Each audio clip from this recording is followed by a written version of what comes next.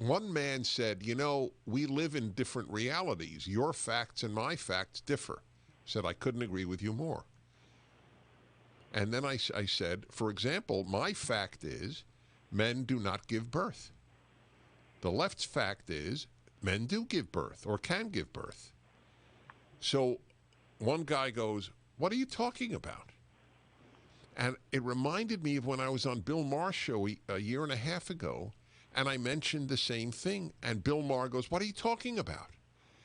And I realized people on the left do not really know what the left stands for and advocates.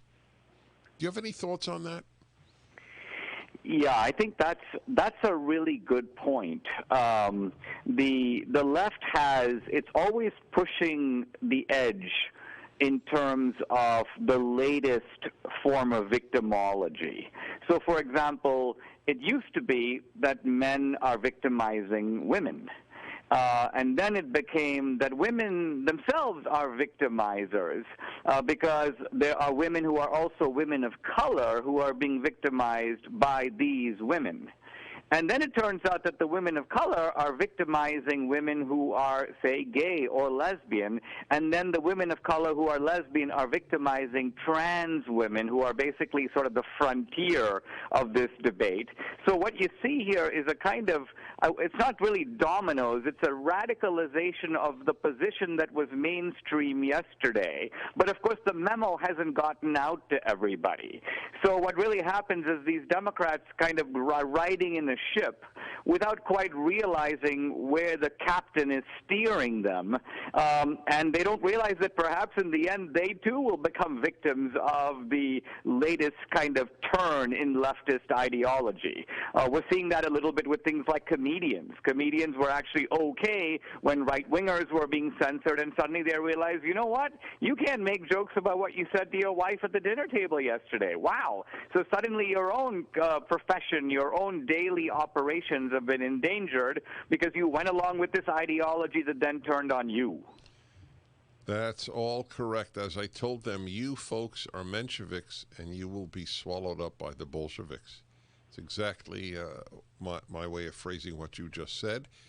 I also would note, and ask your reaction again, that there is very little laughter or joviality on the left.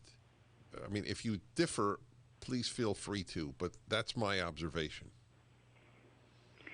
Well, I think it's true, but it's not obvious what the reason for it is. In fact, it may seem that it should be the opposite, because I think, Dennis, you and I would probably agree that if we dig down to the core, the real difference between us and them is that we take, you may almost say, the low view of human nature. That's right. This, for example, is why we believe in checks and balances, division of power, limited government, and so on, because we believe that power can expand tyrannically. Now, they have this sort of high view of human nature, and you think it would make them very cheerful and jovial people, but I think the opposite is true ironically. Precisely because we have the low view of human nature, our expectations are more modest, they're more measured. When things turn out okay, we're pleasantly surprised. When things go badly, we sometimes expect that because, wow, human nature makes a lot of mistakes and sometimes takes the wrong road. So I think paradoxically, our realistic view of human nature makes us more appreciative of the benefits and joy of life,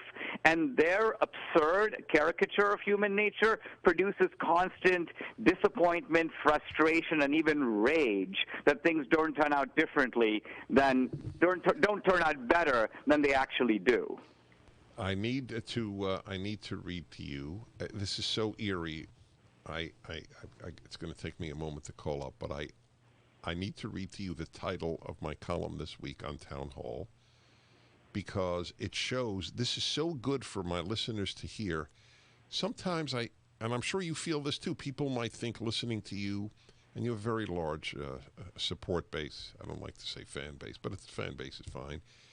And they may think this is Dinesh's view, or in my case, this is Dennis's view. It just occurred to me, Dinesh and Dennis are the same name. Isn't that interesting?